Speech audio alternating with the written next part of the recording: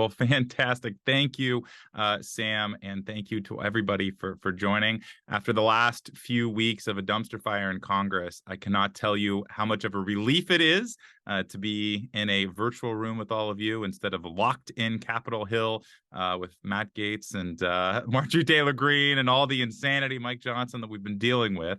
It is a thrill to actually be doing something to help.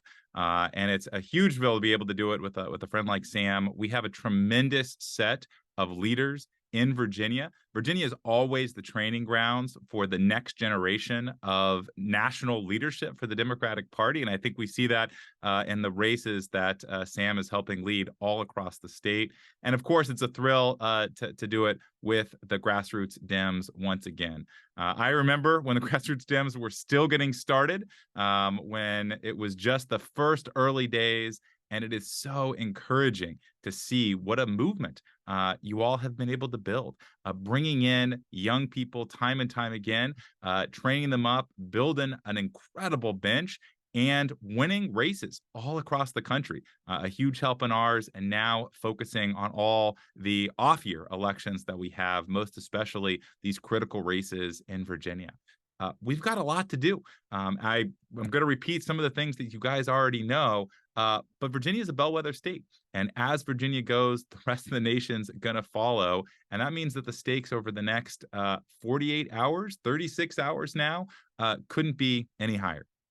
Virginia's the last state in the South that is really holding strong against all the efforts that the far right is trying to do, whether that's pushing for a real statewide ban on abortion, even stronger restrictions for women with no exceptions for rape or incest, pushing against all the LGBT rights and seeing that fight play out in school versus school, demonizing kids who are just trying to live their life and get an education, pushing against common sense gun safety laws.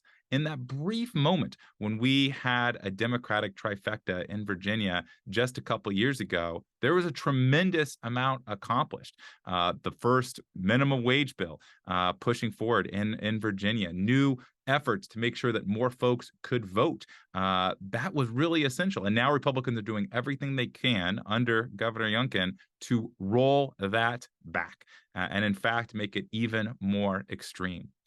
Every single race in Virginia is up this year. This is a very rare opportunity to have open seats all across the ballot. Really, because of redistricting, there's no incumbent that's running anywhere in Virginia, which means the results of the next 36 hours could decide how Virginia goes, not just over the next 2 or 4 years, but over the next couple decades.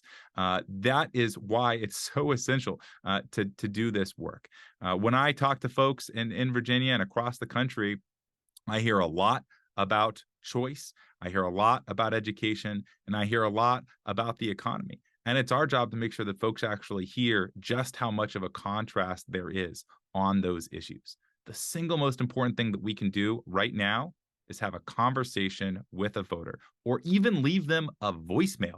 I think all too often it feels like you're just one drop in the bucket when you're making call after call. It can be hard to actually connect with the voters. Sometimes, I'll go, 20, 30 minutes, even an hour without actually having a real sincere conversation with somebody, but you don't know all the impacts that you make. I think back on my first race, and I talked to a volunteer at our election night party, and she told me that, she was walking around neighborhoods, was finishing the end of her canvas, had one more house to go and almost left because it was getting dark and polls were about to close. She had a conversation with these folks and ended up, because in California we can do ballot harvesting, she left with 5 signed, sealed, and delivered ballots at the end of that conversation. And what she told me, I'll never forget, is she says, I don't know how many other folks had a conversation, left a voicemail, wrote a postcard, knocked on the door, and left a signed card with that family before I finally made the close at the end. We have not a lot of time left, and we have to do everything we can to leave it on the field. I have a lot of regrets about elections in the past where I have not left it on the field. I think back to 2016, all too often. That night, the night that unfortunately Donald Trump got elected, my wife and I, now wife, we had a ballot. We had a party, an election night party. We thought Hillary Clinton was going to win.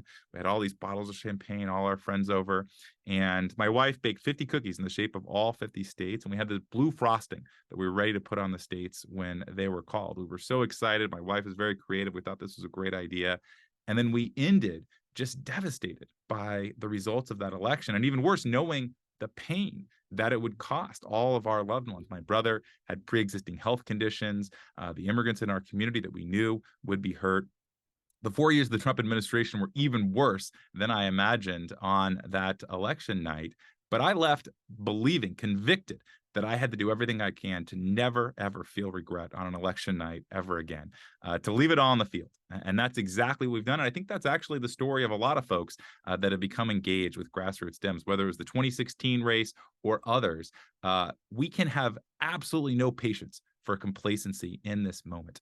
We have to ensure that every single person filling out a ballot over the next 36 hours and understands what is on, what is at stake, and how their lives are going to be impacted. And if we do that, if we educate through these one-on-one conversations that you're going to have on the phones, I feel absolutely positive that the results will align with our values once those ballots get closed and those races get called. So thank you all so much for doing this. It is absolutely the most important thing that we can do as a country over the next 36 hours is win Virginia, win our other critical states across the country. And with your help, I know we're going to make it happen. Thank you.